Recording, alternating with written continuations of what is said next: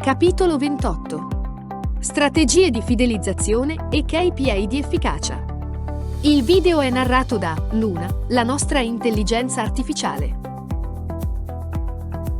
Abbiamo parlato di strategie di loyalty, strategie di fidelizzazione dei clienti, abbiamo visto infine come il grosso delle aziende, circa l'80%, investe meno di 1,5 punti percentuali sul proprio fatturato, destinandoli ai programmi di fidelizzazione della propria clientela.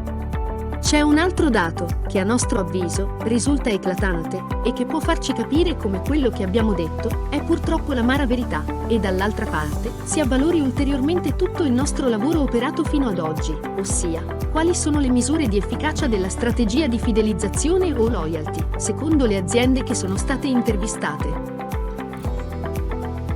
Come possiamo desumere da questo grafico, posizionato solo all'8° posto, ripetiamo 8° posto, vediamo che la risposta è stata il ROI, ossia il ritorno sull'investimento, Return of Investment. 8ª posizione per il 44% delle aziende, significa che solo 4 operatori su 10 hanno come valore chiave da tenere sotto stretta sorveglianza il ritorno sull'investimento o ROI, la misura che ti fa comprendere in realtà l'efficacia o meno di una strategia. Invece, altre risposte sono molto generiche o troppo generiche e vanno a misurare dei singoli valori, come ad esempio il tasso di risposta alle campagne, le misure aggregate di vendita, le statistiche del sito web, la frequenza di visita del sito o del nostro store e-commerce, oppure la customer satisfaction.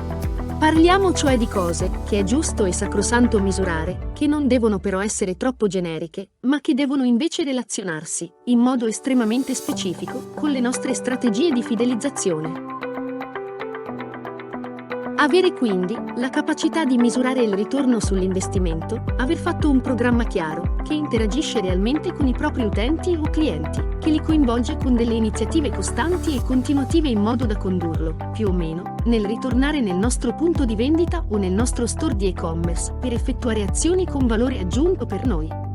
Se andiamo invece a misurare cose estremamente generiche, come quelle che abbiamo appena citato, tipo la frequenza di visita del sito, il tasso di risposta alle campagne eccetera, potremmo essere fuorviati.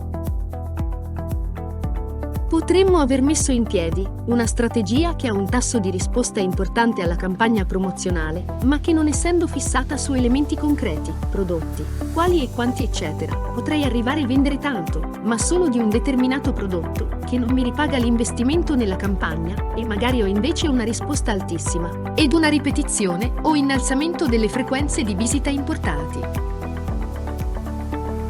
Le cose più importanti quindi sono: aumentare i budget a disposizione dei programmi di fidelizzazione, perché vediamo come siano l'unica scappatoia alla concorrenza dei grandi marketplace, e tali budget devono essere assolutamente misurati sulla cosa principale, che è rappresentata dal ritorno sull'investimento.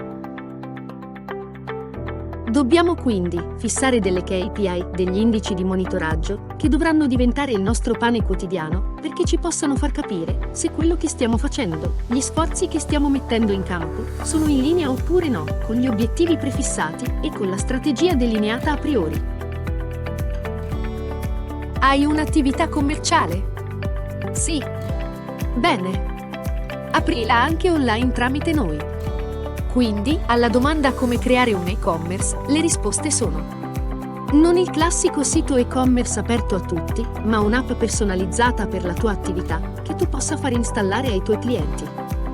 In questo modo, venderai solo a loro, ossia solo a coloro che ti conoscono e l'hanno scaricata, ma fidelizzerai 1 milione di volte di più di uno store aperto a tutti, ma da pubblicizzare. Ricorda che i tuoi clienti fedeli sono i tuoi clienti più importanti. E non devi perderli. Noi proponiamo la nostra soluzione. Un'app che ti consente di fare e-commerce su di una tua piattaforma, partendo dai tuoi clienti di tutti i giorni e solo per loro. Come mai una scelta del genere? Se non hai ancora capito, più andremo avanti e più le grandi concentrazioni, sia fisiche che virtuali, saranno troppo forti. Sempre di più si affacceranno altri portali come TikTok o Douyin, dove gli influencer vendono dal vivo articoli di tutti i tipi, utilizzando degli streaming video che si aggiungeranno a YouTube, perché anche Google entrerà prepotentemente nel mondo dell'e-commerce, ma anche agli attuali Amazon e compagni. Come puoi pensare ancora di combattere contro tutte queste grandi piattaforme e con le future che nel tempo arriveranno? L'app ti consentirà tutto in modo smart ed ha tutta una serie di funzioni che, oltre a fornire ai tuoi clienti dei servizi a valore aggiunto, li fidelizzerà, vendita dopo vendita. Curioso di scoprire come creare un e-commerce con la nostra app, E-commerce Evolution? Scopri tutte le sue funzioni.